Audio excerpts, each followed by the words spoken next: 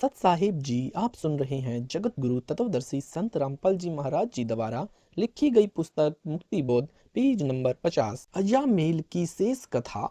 एक दिन नारद जी काशी में आए तथा किसी से पूछा कि मुझे अच्छे भक्त का घर बताओ, मैंने रात्रि में रुकना है, मेरा भजन बने, उसको सेवा का लाभ मिले। उस व्यक्ति ने मजाक सूझा और कहा कि आप सामने कच्चे रास्ते जंगल की ओर जाओ, वहां एक बहुत अच्छा भक्त रहता है। भक्त तो एकांत में ही रहते हैं ना, आप कृपया जाओ। लगभग 1 मील यानी आधा कोस दूरी उसकी कुटी है। गर्मी का मौसम था, सूर्य अस्त होने में 1.5 घंटा शेष था। नारद जी को द्वार पर देखकर मेनका अति प्रसन्न हुई, क्योंकि प्रथम बार कोई मनुष्य उनके घर आया था, वह भी ऋषि। पूर्व जन्म के भक्ति संस्कार अंदर जमा थे, उन पर जैसे बारिश का जल गिर गया हो, ऐसे एकदम अंकुरित हो गए। मेनका ने ऋषि जी का अत्यधिक सत्कार किया, कहा कि न जाने कौन से जन्म के शुभ कर्म आगे आए हैं, जो हम पापियों के घर भगवान स्वरूप ऋषि जी आए हैं। ऋषि जी के बैठने के लिए एक वृक्ष के नीचे चटाई बिछा दी, उसके ऊपर मृगछाला बिछाकर बैठने को कहा। नारद जी को पूर्ण विश्वास हो गया कि वास्तव में ये पक्के भक्त हैं। बहुत अच्छा समय बीतेगा। कुछ देर में अजामेल आया और जो तितर बितर यानी तितर खरगोश मार कर लाया था, वह लाठी में टांग कर आंगन में प्रवेश हुआ। अपनी पत्नी से कहा कि ले रसोई तैयार कर। सामने ऋषि जी को बैठे देखकर दंडवत प्रणाम किया और अपने भाग्य को सराहने लगा। कहा कि ऋषि जी, मैं स्नान करके आता हूँ, तब आपके चरण चंपी करूंगा। यह कहकर अजामेल निकट के तालाब पर चला गया। नारद जी ने मेनका से पूछा कि देवी, यह कौन है? उत्तर मिला कि यह मेरा पति अजामेल है। नारद जी को विश्वास नहीं हो रहा था कि यह क्या चक्रव्यूह है। विचार तो भक्तों से भी ऊपर, परंतु कर्म कैसे? नारद जी ने कहा कि देवी, सच सच बता, माजरा क्या है? शहर में मैंने पूछा था कि किसी अच्छे भक्त का घर बताओ, तो आपका एकांत स्थान वाला घर बताया था। आपके व्यवहार से मुझे पूर्ण संतोष हुआ कि सच में भक्तों के घर आ गया हूँ। यह मांसाहारी आपका पति है, तो आप भी मांसाहारी हैं। मेरे साथ मजाक हुआ है। ऋषि नारद उठकर चलने लगा। मेनका ने चरण पकड़ लिए। तब तक अजामेल भी आ गया। अजामेल भी समझ गया कि ऋषि जी गलती से आए हैं, अब जा रहे हैं। पूर्व के भक्ति संस्कार के कारण ऋषि जी के दोनों ने चरण पकड़ लिए और कहा कि हमारे घर से ऋषि भूखा जाएगा तो हमारा नरक में वास होगा। ऋषि जी, आपको हमें मारकर हमारे शव के ऊपर पैर रखकर जाना होगा। नारद जी ने कहा कि आप तो अपराधी हैं, तुम्हारा दर्शन भी अशुभ है। अजामेल ने कहा कि हे स्वामी जी, आप तो पतितों का उद्धार करने वाले हो, हम पतितों का उद्धार करें। हमें कुछ ज्ञान सुनाओ, हम आपको कुछ खाए बिना नहीं जाने देंगे।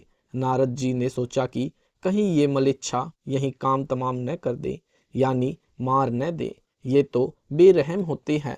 बड़ी संकट में जान आई। कुछ विचार करके नारद जी ने कहा कि यदि कुछ खिलाना चाहते हो तो प्रतिज्ञा लो कि कभी जीव हिंसा नहीं करेंगे, मांस शराब सेवन नहीं करेंगे। दोनों ने एक सुर में हाँ कर दी। सौगंध है गुरुदेव, कभी जीव हिंसा नहीं करेंगे, कभी शराब मांस का सेवन नहीं करेंगे। नारद जी ने कहा कि पहले यह मांस दूर डालकर आओ और शाकाहारी भोजन पकाओ। तुरंत अजामेल ने वह मांस दूर जंगल में डाला। मेनका ने कुटी की सफाई की, फिर पानी छिड़का, चूल्हा लिपा की। अजामेल बोला कि मैं शहर से आटा लाता हूँ। मेनका, तुम सब्जी बनाओ। नारद जी की जान में जान आई। भोजन खाया। गर्मी का मौसम था। एक वृक्ष के नीचे नारद जी की चटाई बिछा दी। स्वयं दोनों बारी बारी सारी रात पंखे से हवा चलाते रहे। नारद जी बैठकर भजन करने लगे। फिर कुछ देर निकली, तब देखा कि दोनों अडिग सेवा कर रहे हैं।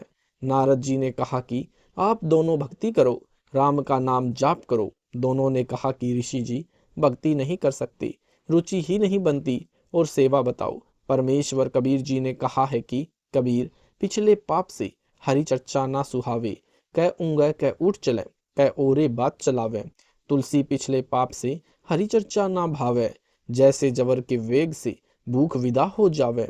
भावार्थ, जैसे जबर यानी बुखार के कारण रोगी को भूख नहीं लगती, वैसे ही पाप के प्रभाव से व्यक्ति को परमात्मा की चर्चा में रुचि नहीं होती।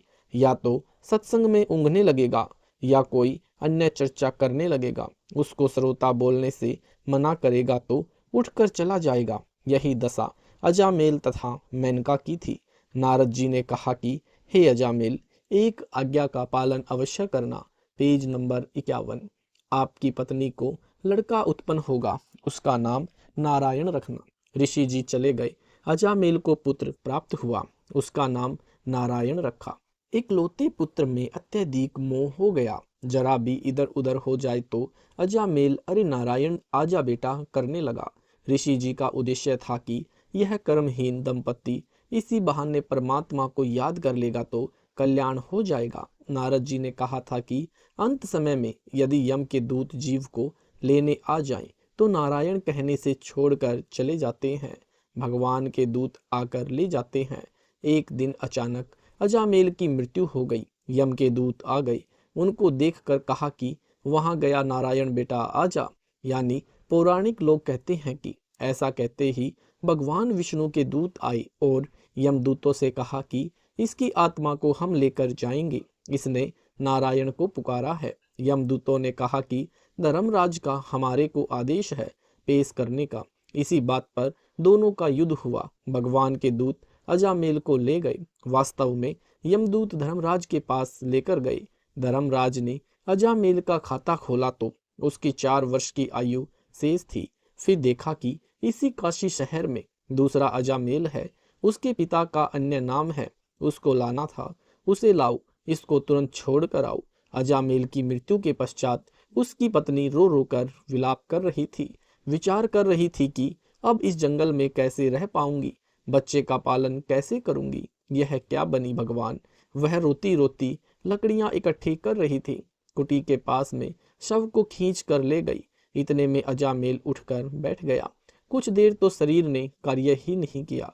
कुछ समय के बाद अपनी पत्नी से कहा कि यह क्या कर रही हो। पत्नी की खुशी का ठिकाना नहीं था। कहा कि आपकी मृत्यु हो गई थी। अजामेल ने बताया कि यम के दूत मुझे धर्मराज के पास लेकर गए। मेरा खाता देखा तो मेरी 4 वर्ष आयु शेष थी। मुझे छोड़ दिया और काशी शहर से एक अन्य अजामेल को लेकर जाएंगे, उसकी मृत्यु होगी। अगले दिन अजामेल शहर गया तो अजामेल के शव को शमशान घाट ले जा रहे थे। तुरंत वापिस आया, अपनी पत्नी से बताया कि वह अजामेल मर गया है, उसका अंतिम संस्कार करने जा रहे हैं। अब अजामेल को भय हुआ कि भक्ति नहीं की तो ऊपर बुरी तरह पिटाई हो रही थी। नरक में हाहाकार मचा था। नारद जी आए तो अजामेल ने कहा कि गुरुजी, मेरे साथ ऐसा हुआ। मेरी आयु 4 वर्ष की बताई थी, 1 वर्ष कम हो चुका है, बच्चा छोटा है, मेरी आयु बढ़ा दो। नारद जी ने कहा कि नारायण नारायण जपने से किसी की आयु नहीं बढ़ती।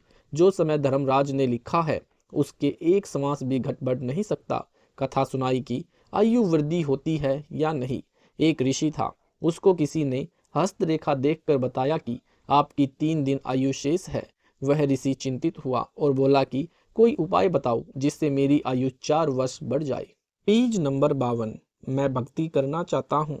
ऋषि को उस ज्योतिष शास्त्री ने बताया कि आप तो अच्छे उद्देश्य के लिए आयु वृद्धि चाह रहे हो, चलो प्रजापिता ब्रह्मा जी के पास चलते हैं, वे जीवों के उत्पत्ति करता है। ब्रह्मा जी के पास गए और उद्देश्य बताया तो ब्रह्मा जी ने कहा कि मैं तो उत्पत्ति तो कर सकता हूँ, आयु की वृद्धि का अधिकार मेरे पास नहीं है। फिर सोचा कि विष्णु जी के पास चलते हैं। ऋषि जी का उद्देश्य अच्छा है।